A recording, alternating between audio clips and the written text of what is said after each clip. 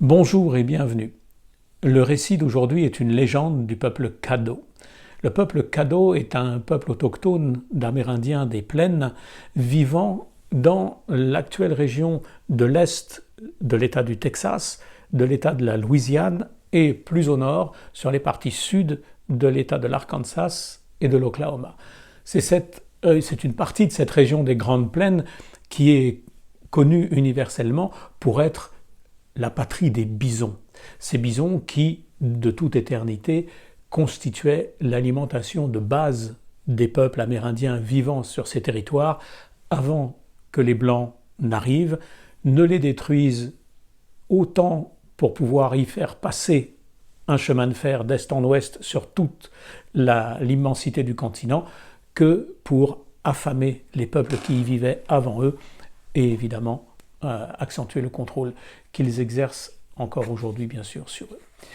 Le bison était donc au centre des cultures amérindiennes de ces régions, et la légende d'aujourd'hui s'intitule « La femme bison ». Dans les plaines, avant le temps des grands chiens que l'homme blanc appelle chevaux, il y avait un redoutable chasseur, rusé et rapide à la course, qui aimait traquer et tuer les bisons. Son nom était Une seule flèche. Il ramenait beaucoup de bêtes au camp et apportait la viande aux plus faibles. Il était aimé et respecté des hommes, mais craint par le grand peuple des bisons. À la lune du soleil fort, Une seule flèche aperçut une jeune fille dans la plaine venant du nord. Il marcha vers elle et vit qu'elle était très belle. Il mit ses mains en porte-voix et cria « Je suis Une seule flèche !» La jeune fille s'avança à pas lents.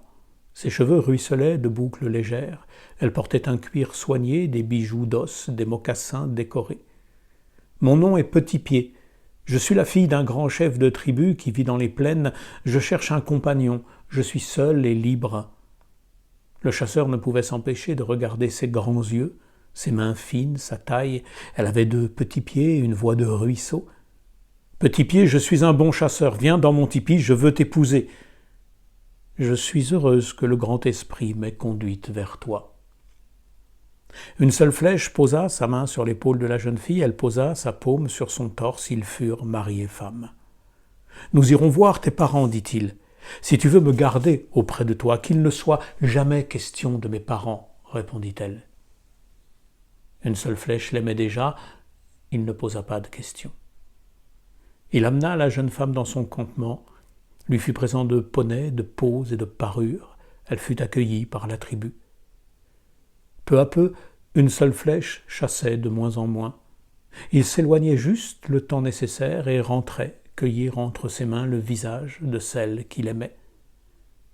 À la saison des baies mûres, Petit Pied s'assit devant le feu et dit « Maintenant, je suis prêt à t'amener chez mes parents. Je veux les visiter pour leur apporter des nouvelles.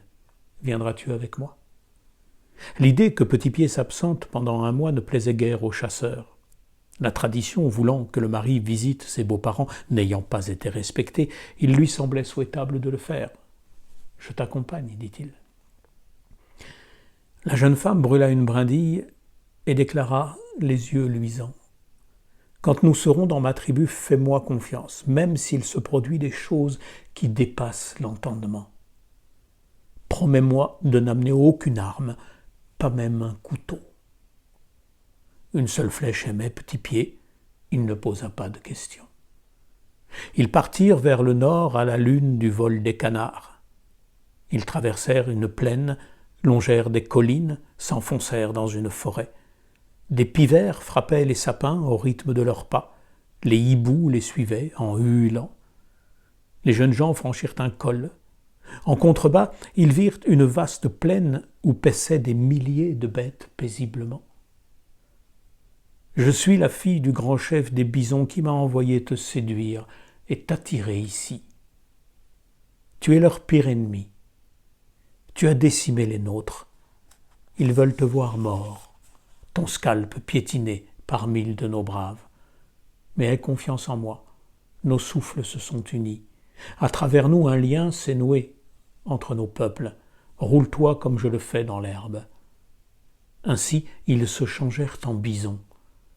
Ils avancèrent et bientôt Un immense cortège silencieux les suivit. Ils savent qui tu es.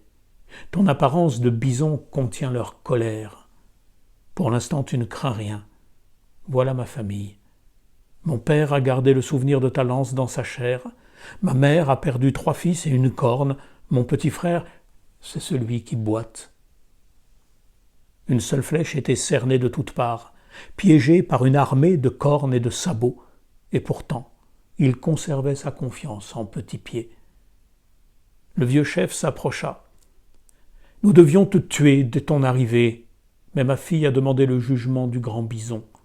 Demain, 1000 braves te défieront dans une course d'endurance d'ici jusqu'au Grand Canyon. Si un seul bison arrive avant toi, tu seras tué sans remords, comme tu as tué nos fils et nos femmes. Si jamais tu arrives le premier, tu pourras retourner chez toi. Tu peux te reposer dans ce grand tipi et reprendre ta forme humaine sans crainte. Ah oh, j'ai parlé. » Une seule flèche entra dans le tipi et se roula sur le sol. Il réfléchit longuement sur les choses de l'existence, massa ses membres avec un pot de graisse déposé par Petit Pied, ainsi qu'un fusain de peinture de cérémonie pour se préparer à vaincre ou à mourir. Sa jeune femme lui manquait dans cette veille d'épreuve, mais elle ne pouvait décemment passer ici la nuit avec son compagnon humain. À l'aube, elle se roula dans l'herbe et entra dans le tipi. Il fut heureux de la voir sous sa forme humaine. Une seule flèche posa sa main sur son épaule, elle posa sa paume sur son torse, comme mari et femme. « Je suis loyale à mon peuple, dit-elle, et pourtant j'ai appris à te connaître et à t'aimer. J'ai eu une vision. Après la course, peut-être nos peuples seront-ils parents. Prends cette boule de glaise, la feuille d'érable, ce caillou, ce brin d'herbe, ce ne sont pas des présents ordinaires. Pars comme une flèche, distance les bisons. Quand tu sentiras leur souffle, jette-les l'un après l'autre. J'espère que cela suffira pour te sauver et réaliser ma vision. Que l'esprit qui anime toutes les créatures te protège. Lenna siku hello hey hey, je te donne ces choses. Hiku hello, prends-les. Lenna siku hello hey hey, lenna wakan sa siku hello heya, car ces choses que je te donne sont sacrées. Le grand chef donna le signal au lever du soleil. L'homme était huilé, le visage et le torse peints. Il partit comme une flèche, se frayant un passage au milieu des rochers. Mais la course était d'endurance, et il sentit bientôt le souffle des bisons. Il jeta la boule de glaise. Un marécage recouvrit la plaine, piégeant beaucoup de bêtes. Il fut bientôt rattrapé. Il jeta derrière lui la feuille. Une haute forêt sortit de terre. Des bêtes furent arrêtées par les arbres. D'autres faisaient voler branches et troncs sans que rien n'entrave leur galop.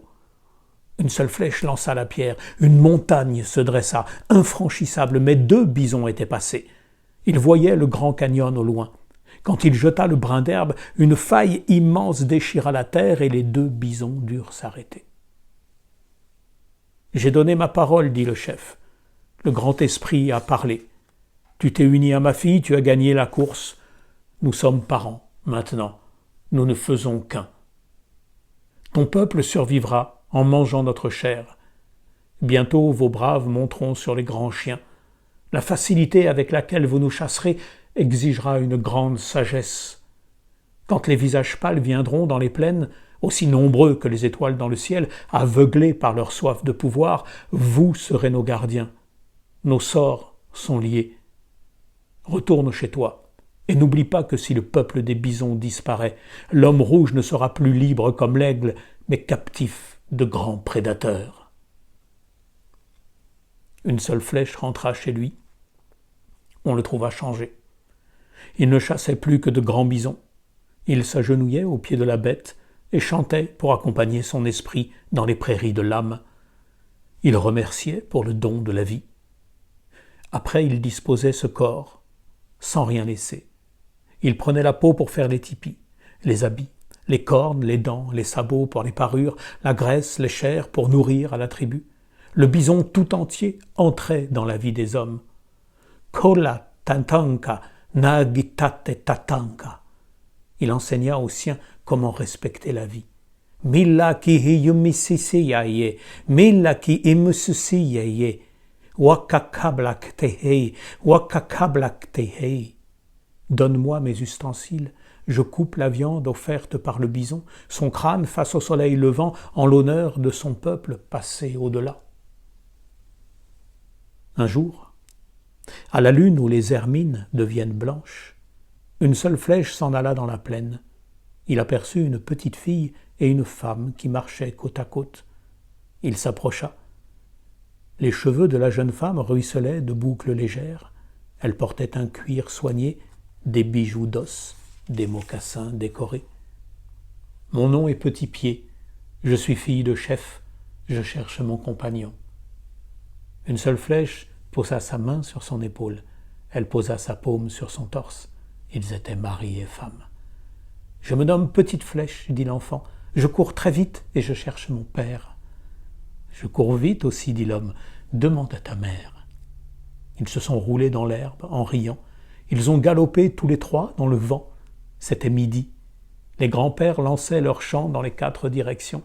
La femme bison dansait dans le cœur des hommes. À demain.